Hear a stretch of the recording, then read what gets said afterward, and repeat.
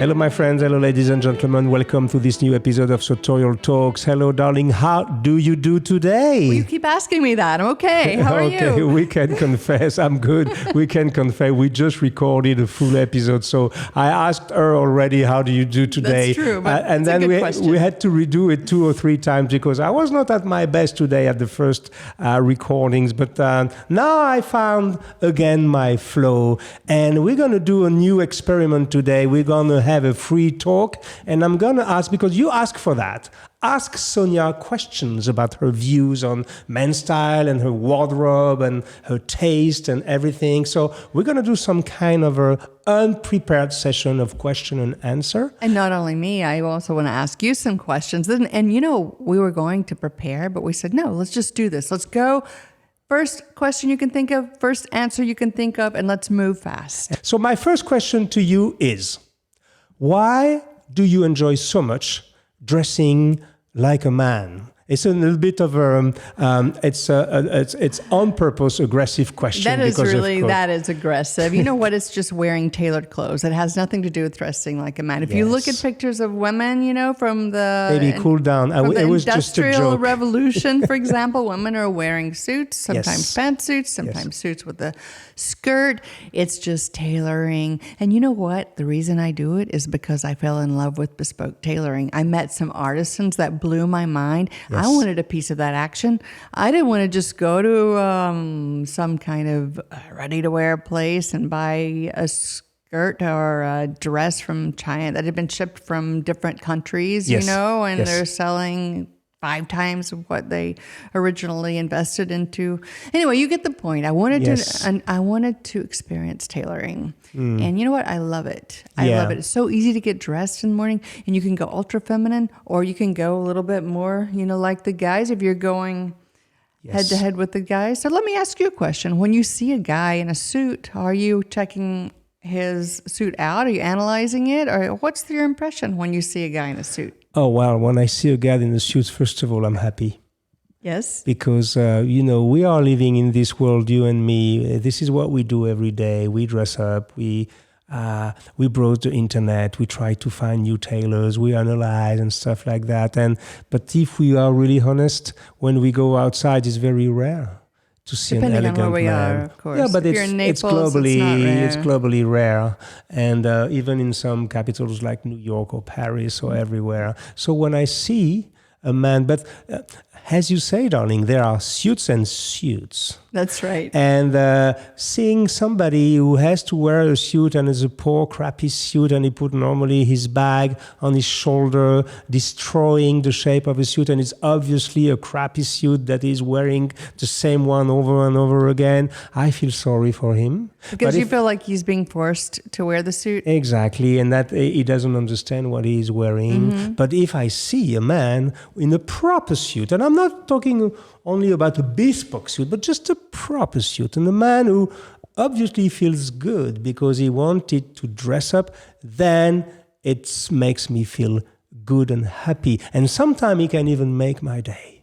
And I guess if a guy experiences a real suit for the first time, he's going to be shocked. When I first wore my Chifanelli suit, it's the first real suit I ever had from Lorenzo, I felt indomitable. I felt incredible. I felt like I could conquer, you know, my world. Yeah. And it's incredible. It's a metamorphosis of your psyche.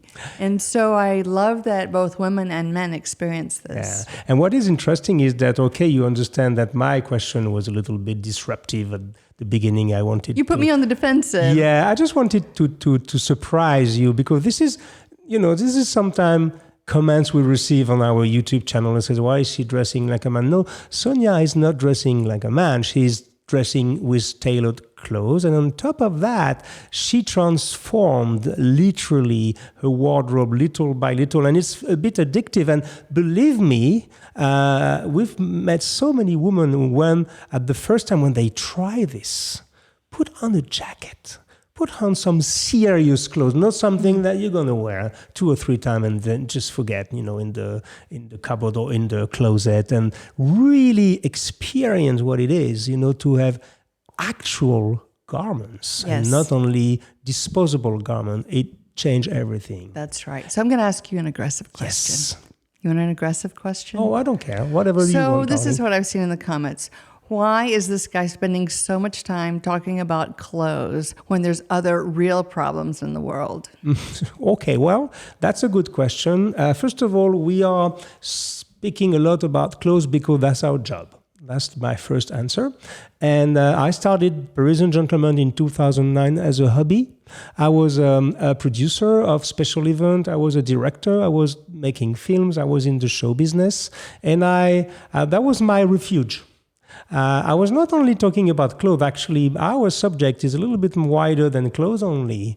It's about artisanship. It's about craftsmanship. It's about quality. It's about a way of life. So clothes for us and for me and for us now has been a pretext to say something else. What we say and what we try to say in Sartorial talks and everything we do is that we enter through clothing, because I do believe that beauty is one of the most underrated values on this planet, and that beauty is very important. And people are spending millions and fortunes and billions to look better. So it is important just to feel good with your own self. But also it triggers other things behind and other subjects that are correlated. And these are the subjects that interest us, darling, as you know, artisanship, the hand, the tailoring, the traditions, the respect for others, the lifestyle. It triggers a lot of peripheral subjects. And the very livelihood of people who do things like make shoes and make suits, hand make accessories, that make shirts for their livelihood. Yes. And these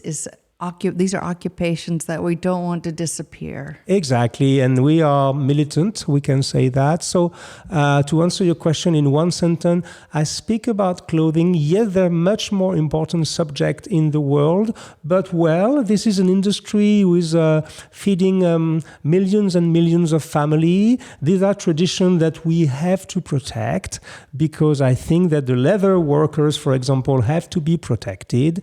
And that beauty is so important. We are living in a world where vulgarity is reigning supreme. And I'm sorry, I think that sometimes speaking about beauty is very important. It can change lives. I remember when you were speaking in Barcelona once, and someone asked you a similar question. It was a lecture. It was, and someone asked you a similar question, and you said, it's not about the clothes. No. It's about creating emotion. Yes. And now we're getting into psychological health. Yeah. Do you think that what you wear can affect your psychological health? You mean your personal health for sure, but it's also a mirror. When you create emotion, in front of other people. And I think that the way you dress has a huge impact on how you interact with others. Okay, we can always say, you've been here listening to that many times, that, you have to, it's about respect and self-esteem and all this blah, blah, blah, blah, blah. Okay, well, for me, this is blah, blah, blah. What I can say is that when you are dressed well, you don't have to be extravagantly well dressed, but if you feel good, it has an impact on your mental health. It has an impact on your self-confidence, and it has an impact on the way you interact with yourself. And whatever your beliefs in life, if you're religious or not religious, if you believe in serendipity or not, the fact that you put more chances on your side can change everything in your life. It can, and you know what? I've noticed people with social anxiety, when they embrace classic style, suddenly they're able to strike up a conversation. They feel a little more confident to approach others and interact. And I didn't notice that until recently. That's that right. Even with social anxiety, the way you dress can affect the way you feel inside. Tremendously. And I think this is not new. I mean, everybody can experience that. The problem is that there have been some false ideas that has been scattered around the people. It's like almost brainwashing, and it mainly comes also from advertisement. You know that, okay, let's be blunt. It's easier when you have a big brand and when you spend millions and zillions in advertisement to craft T-shirts or cargo shorts and sell them a high price because you have a brand than to craft a suit or even a sevenfold tie because it requires a lot of time and tradition. So we are also trying to balance this overconsumption world. We are militants. And this is why I'm very proud about what we do every day, darling, because it's not only about clothing itself, it's just once again a pretext. I have another question for you. Is it hostile? What? Is it a hostile question? No, because at the moment I say I have another question for you, I have no idea what I'm going to ask, but it will come to my mind right now. What is your best memory since you are working in menswear? The moment where you said, yes, now I understand. Yes, I understand what it is. I understand why it is important. What is the most important memory, except meeting me? Well, you know, when they say when you're about to die, your whole life flashes before your eyes. So when you just said that, it's like my whole sartorial life was running throughout my mind.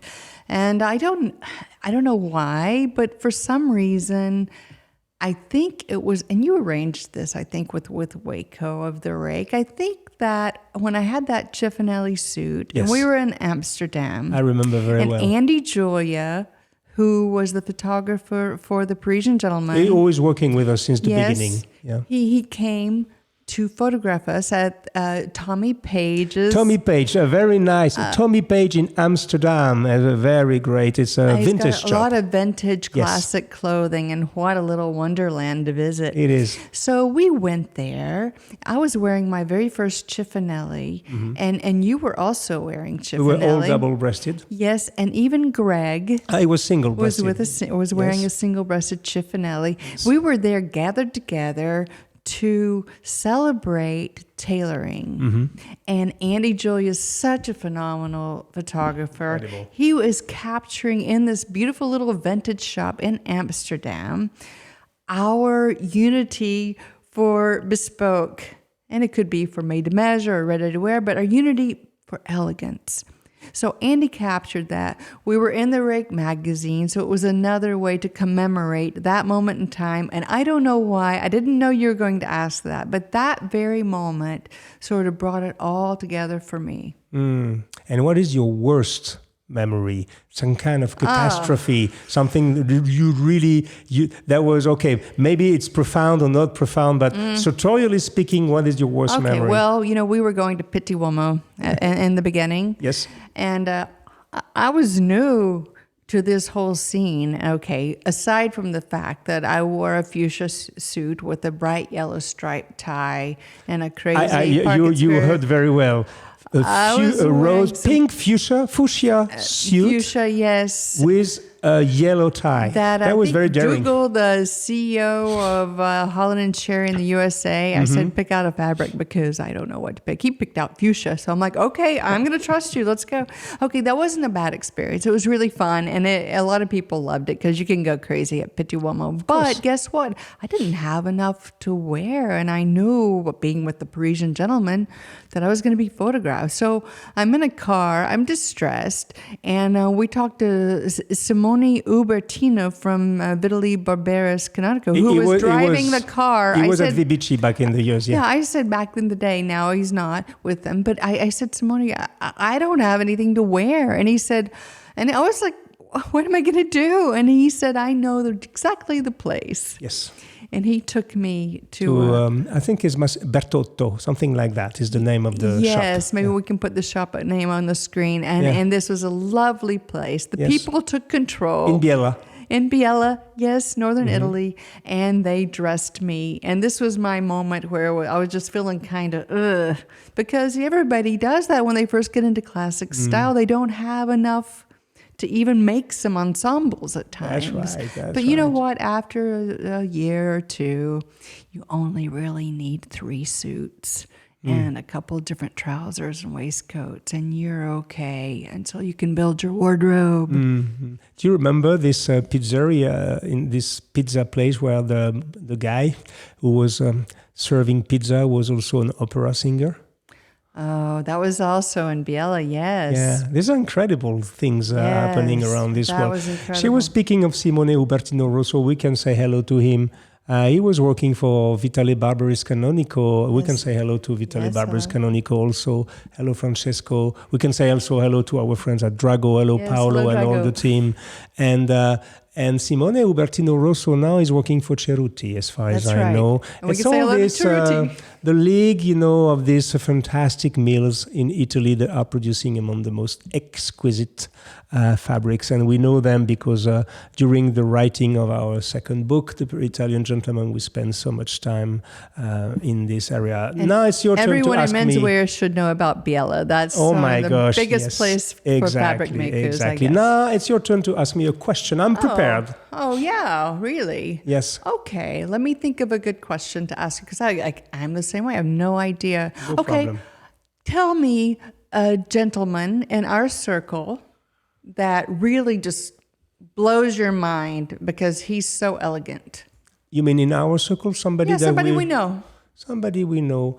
Well, it's there are many people that are very well dressed in our circle, but well dressed is not sufficient for me. I like people who blow my mind. I think the guy who always make it right is Lorenzo Chifanelli. Okay.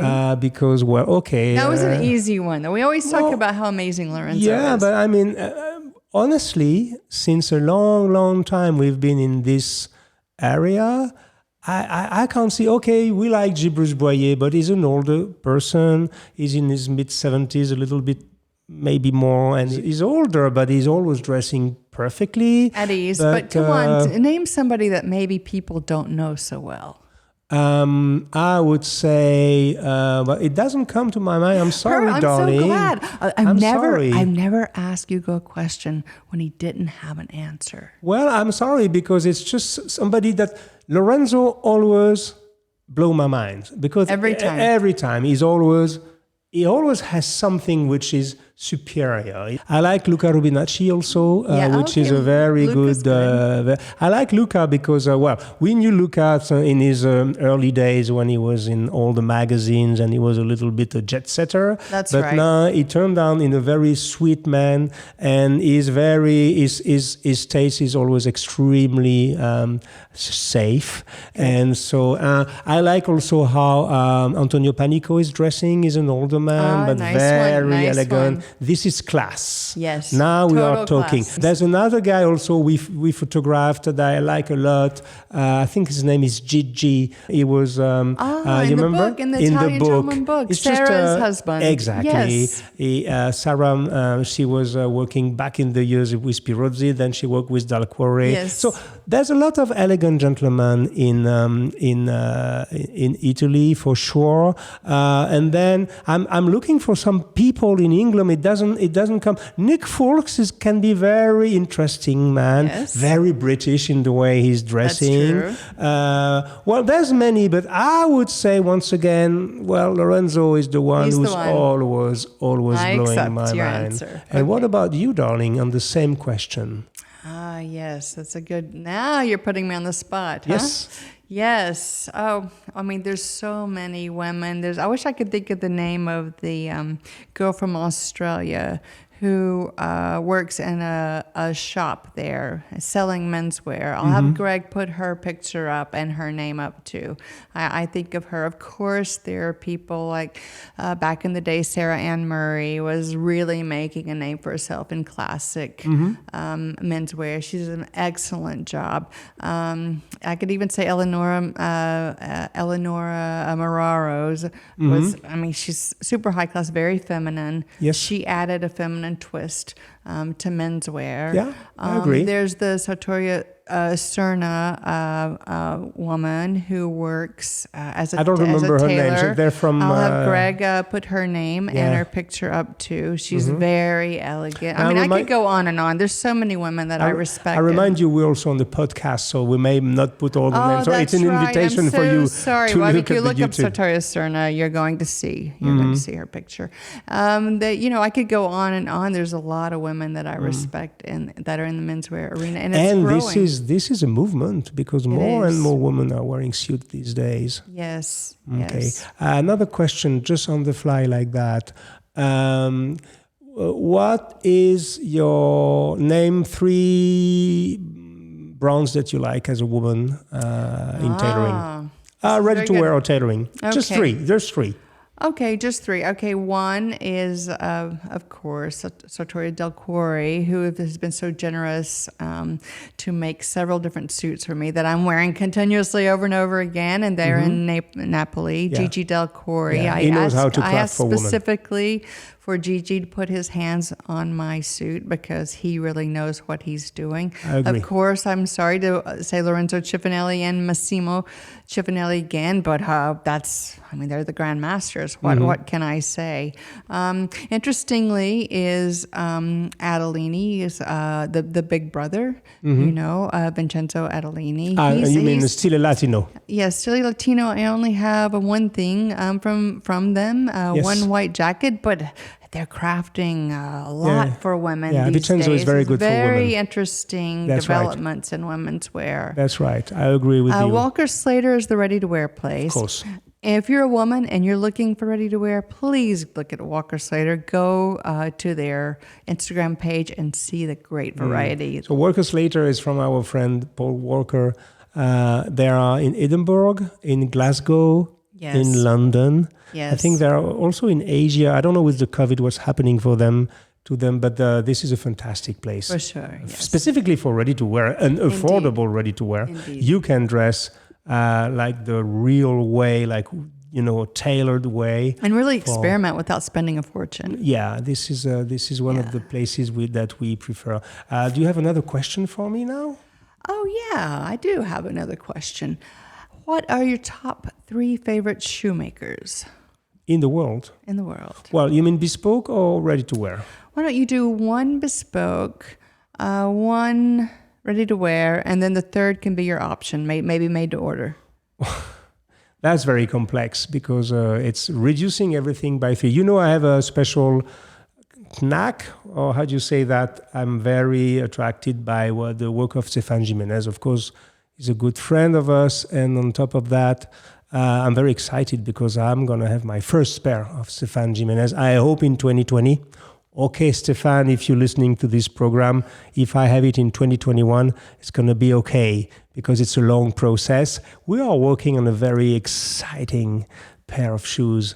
Can you say? Well, it's going to be bee material with a box calf and crocodile with a blue patina made by our friend Stéphane Villette, who is a great guy. He used to work for Corté back in the years. Now he's in Nantes and is a patina artist, and it might be very interesting. It's going to be an Oxford with a kind of a Balmoral pattern. So I'm very, very happy and very excited about that. So that's probably my favorite shoemaker today. I also like a lot the work on, let's say, MTO in the middle. It's difficult for me because I also like the world of I would say 2 people, Antonio Meccariello, because I think that for the price, the shoes he designs are absolutely stunning. He's a bespoke maker, but you say his ready-to-wear line will blow your mind. Yes, right? Really good. I would say his MTO specifically is one of the best in the world for me.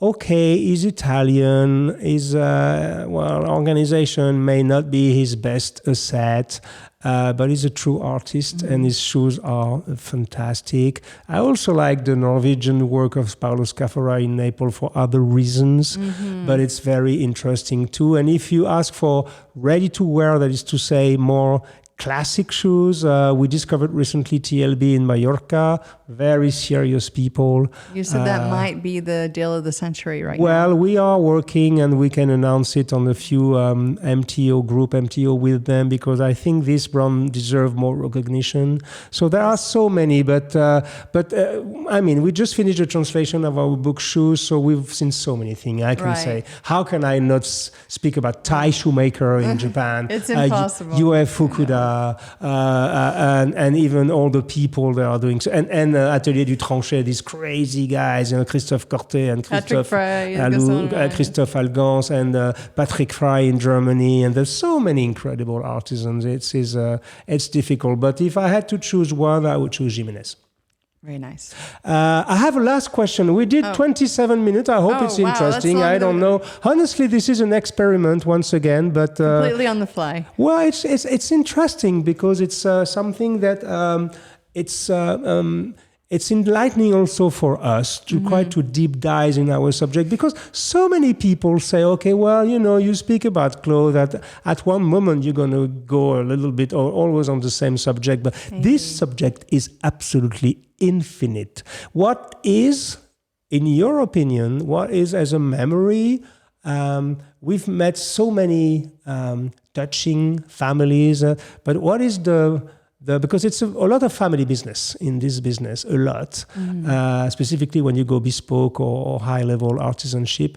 What is your most touching memory during all these years? And can you be a little more specific? Yeah, well, I mean, what is the family that touched you the most, or the most emotional moment you had during all these years working in menswear? Right. Well, I mean, I would have to say the obvious. I mean, I could dig in my brain and think of probably something more obscure, but I think that even you already know what I'm going to say. No? It's probably when we were writing the book, The Italian Gentleman, and Sartorial del Cuore welcomed us into their home and basically adopted us so we could do the Italian Gentleman book. That was 3 years, and we were trying not to associate ourselves with any brands or makers because we didn't want to have a bias when we wrote the book. That's right. So we kept it to only 1 or 2 people to help us. We said no to other people because we wanted it to be completely clean, but we couldn't do it all by ourselves. We couldn't.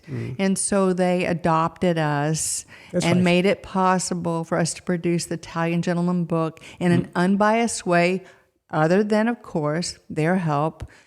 But to me, I mean, that's the most touching moment because they emptied out their souls, knowing we're writing about other people and not just them. Exactly. And Italians can be very jealous. Very jealous. And they can be very insistent that they're the best and there's nobody else. But these people, they let us talk about all their competitors, visit them, praise them, and they did not yield to any jealousy, and they actually helped us make this book, The Italian Gentleman, possible. Sonia is talking about Sartorial del Cuore in Naples. I have the same kind of memory in Bologna with the Bonafé family. You remember this moment where we were having Enzo Bonafé and Gorina Bonafé in their mid-80s? Yes. And he was remembering his early years with Amedeo Testoni, which is an enormous name in shoemaking. And he was having memories about his youth. When he was so poor during the war that he had no shoes and he had to walk in the forest because they were fleeing to the forest. And he explained with tears in his eyes that poverty sometimes can be a blessing, because this is how he decided to become a shoemaker, because he didn't want to suffer with his feet, and he said, that's why maybe I decided I'm going to craft some comfortable shoes. It reminds me this famous quote from Roberto Benigni, this fantastic Italian actor who had an award for the La Vita è Bella, the Life is Beautiful, this fantastic, I don't know the title actually in English, which is this story of this man with his son in the concentration camp. And then when he received the Academy Awards or the award or the Caesar, I don't remember exactly where he was, he said something incredible. He said, I want to thank my parents for one thing. They gave me the most incredible thing in the life. They gave me poverty. And when you listen to this, I can't not think about the Bonafé family. I can't not think about so many artisans that we met. I have to include one other artisan that has touched both of our lives, and that's Maestro Chiligan. Yeah. And he and his wife and his daughter crafted a museum piece for me. Yeah. I think it took 130 hours if you added it all together. Incredible. And you know, these... Chiligan was a little boy, I think he was 8 years old. Yeah. And he was really poor. Speaking of poor... He was adopted by the monks. Yes, and there was monks who were a part of the school that he was attending who they were asking the children, who's the smartest person, not boy or girl, person in the class. And they all pointed to Gianni. Yes. And his parents had to let him leave home and train as a tailor. And you've said that this might be the deal of the century in terms Well, of I mean, Gianni, bespoke if you want a suit by Gianni Chiligan, is in Legnano, close to Milan. You have to go to be quick because he said, I don't remember exactly how old I am, in my 80s, somewhere in my 80s. Yes. This guy is making tremendous, absolutely He's making exquisite for suits. some famous football players. But it's a hidden gem, and also we have some memories. I'm sorry, we're becoming a little bit sentimental. We're getting kind of sentimental. But I can't remember not have a thought for Riccardo Freccia Bestetti, who died. We cannot have a thought also. We lost a lot of people since we are doing this job. People we miss. Renato Ciardi is gone. The woman from Fry in Bologna, Lucia Pazin, I think was her name. She's gone. And of course, our friend Mauro Schillace. Oh, the most generous man I think I've ever met. Yeah, this is probably the biggest loss we had. This was a fantastic glove maker. He left.